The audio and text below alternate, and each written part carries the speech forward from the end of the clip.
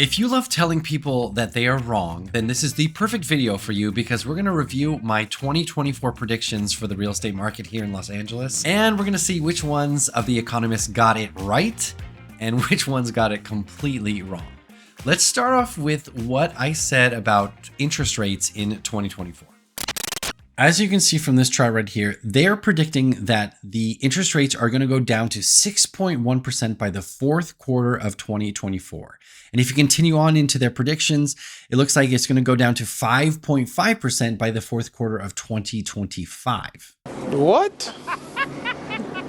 Bro, what are you talking about, man? As you saw in that clip, the Mortgage Bankers Association said that the interest rates were going to hover around 6.1. Well, let me tell you, they were completely wrong.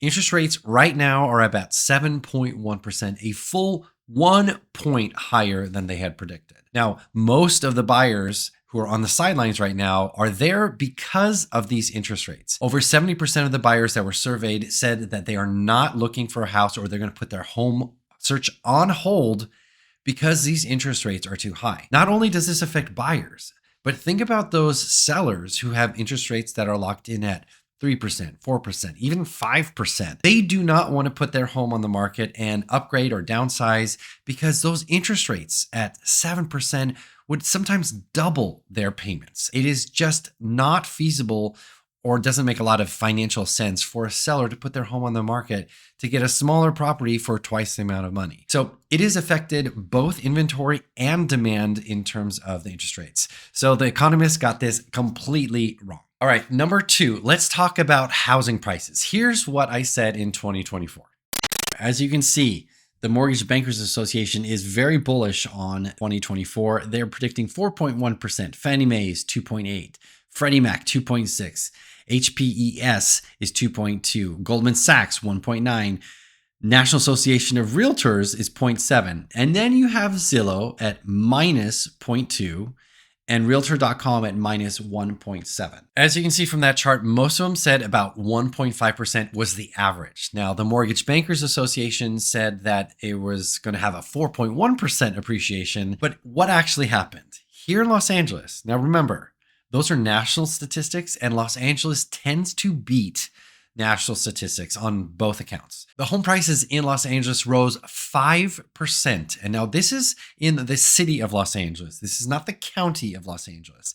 And remember, LA is a massive, massive city. So make sure that if you're looking for home prices in your area, you want to find a local real estate agent that understands that local market because there are neighborhoods within Los Angeles that react very differently. So it really depends on your neighborhood within Los Angeles. But as you can see, LA as a whole appreciated 5% over the last year. So if you're a homeowner, you're really happy that the economists got this one wrong. If you're a buyer and you're waiting on the sidelines, it's kind of painful to see those prices keep creeping up. All right, let's talk about housing inventory in Los Angeles. Now, in 2024, this is what I said.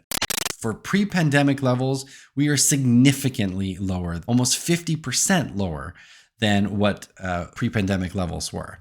But it looks like there's a little bit more inventory coming on the market. Now, from that last clip, it was a little bit vague, but most economists did expect that the inventory was going to increase. Now, around the country, you saw a lot of areas that increased rapidly and had a really large increase in inventory. But in Los Angeles, we started the year with 10,830 homes on the market.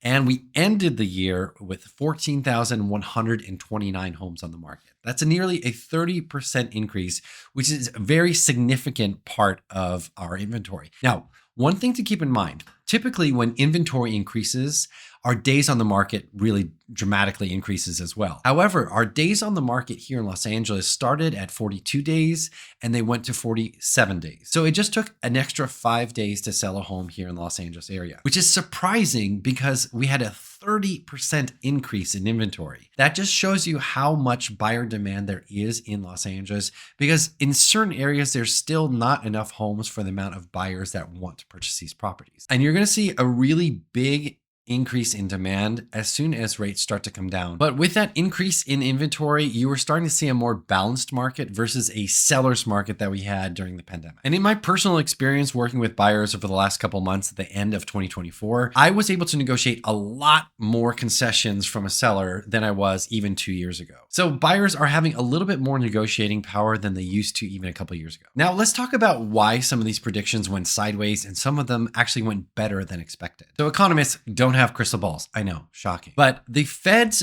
move to actually raise interest rates of January of 2024 was unexpected because they had previously said that they were going to pause interest rate hikes. But when they did that in January, all interest rate predictions went out the window. Number 2 is global economic twists. It's not just the Feds that were stirring the pot here. There were a lot of global events that really changed predictions. In February of 2024, escalating trade tensions between major economies and sudden energy price spike in Europe caused higher than expected inflation. The International Monetary Fund, in its April 2024 update, warned that geopolitical uncertainties could curb global growth more than initially projected, complicating the path for interest rates in the US. Number 3 is market sentiment and uncertainty. Investors and consumers are normal people, and they react to the news just as much as they do to hard data. In March of 2024, there was a major tech lender that filed for bankruptcy that froze the mortgage market for a little while.